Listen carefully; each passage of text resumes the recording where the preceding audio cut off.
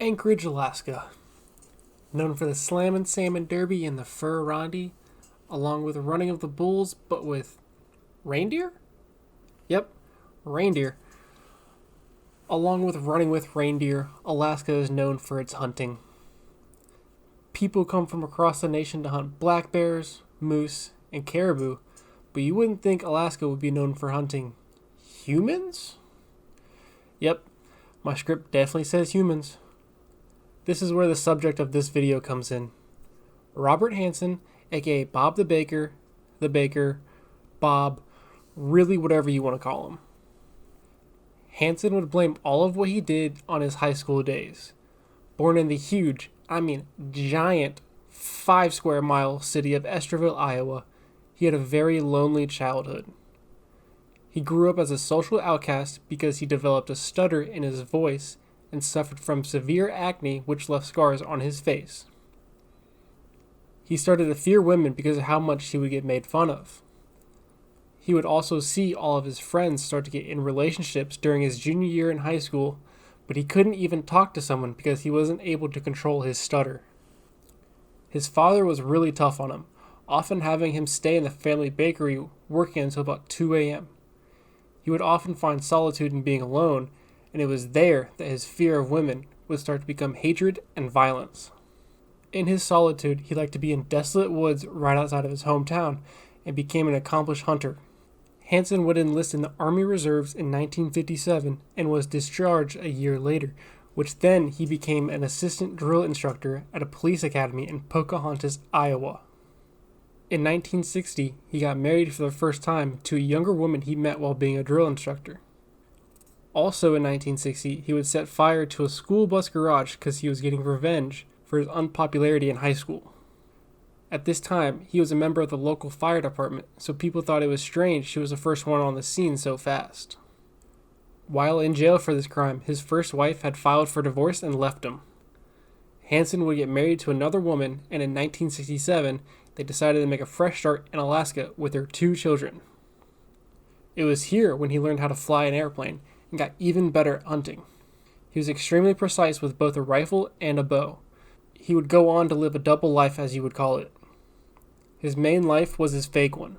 He was a local baker, husband, and father in which the community loved him. He would set hunting records in Anchorage and was very liked by his neighbors.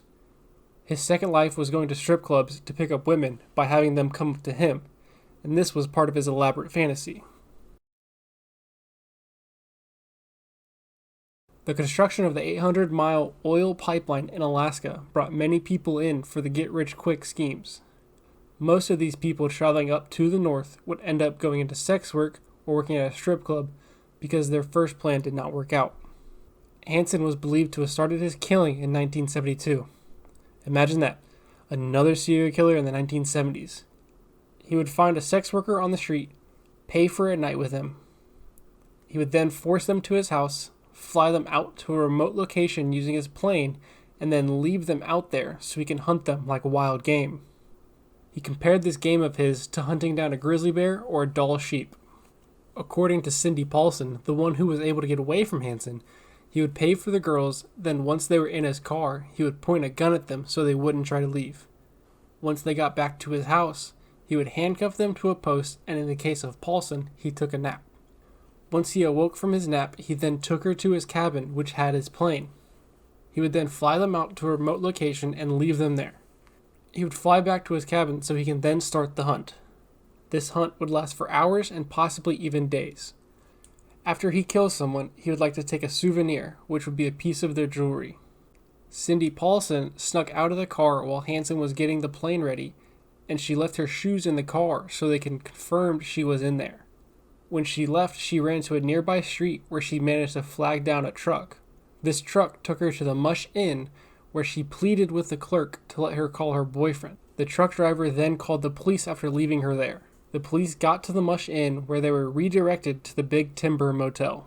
This is the place where the police found Paulson alone and still handcuffed. When taken in by the police, she gave them a description of the offender. The police instantly went to Hansen because she described him in extreme detail, even mentioning his stutter. When questioned, Hansen denied everything and said she was just trying to extort him. He wasn't a serious suspect at first because of how he was in the community. Since he was well liked and a humble baker, the police did not want to seriously hurt his reputation without undeniable proof he was the one. Around this time was when many bodies were starting to pop up. An Alaskan trooper named Detective Glenn Floth contacted the FBI to get a profile on the person who could be responsible for the bodies that had been found. The profile given back to the detective was an experienced hunter with low self-esteem, have a history of being rejected by women, and would feel compelled to keep souvenirs of his kills. He would also suggest that the person might have a stutter. This profile given by the FBI fits Hansen's description exactly. As mentioned earlier, he was rejected by a lot of girls in high school because of his stutter and acne scars. He became an experienced hunter because he liked to be alone as a teenager, and hunting helped him get through his troubles. Plus, he would keep a piece of jewelry from each of the women he had killed. Because of Paulson's description of her offender and the profile given by the FBI, the Alaska Police Department was able to secure a warrant to search Hansen's plane, vehicles, and home. This is where they found the jewelry and firearms hidden in a corner in the attic, along with an aeronautical map with red X marks on different locations. Some of the X's had matched up with where the police had found bodies. This map was located hidden behind the headboard of his bed. After realizing all the evidence the police have on him, he confessed to the murder of 17 different women. Some people believe the number was actually over 20. In part of his plea bargain, he agreed to assist the police in showing where some of the bodies were located. Unfortunately, though, there have been 5 bodies that have not been found. Hansen was sentenced to 461 years plus life in prison without the possibility of parole. He started his prison journey in Lewisburg, Pennsylvania, then was returned to Alaska in 1998. He died in 2014 at the Alaska Regional Hospital of Natural Causes. The comparison between him and a trophy hunter is just so similar, it's insane. I mean, to be fair, he was a trophy hunter.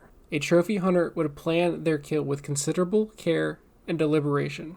A trophy hunter would plan their kill with considerable care and deliberation.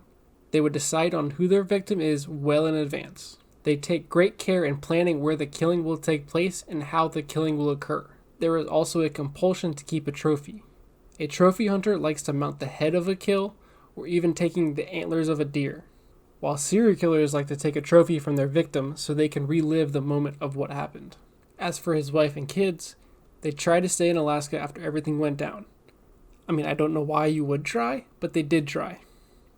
No surprise, but it failed. They moved to the lower 48 because of the harassment they would receive after the next 2 years. That's it for this video.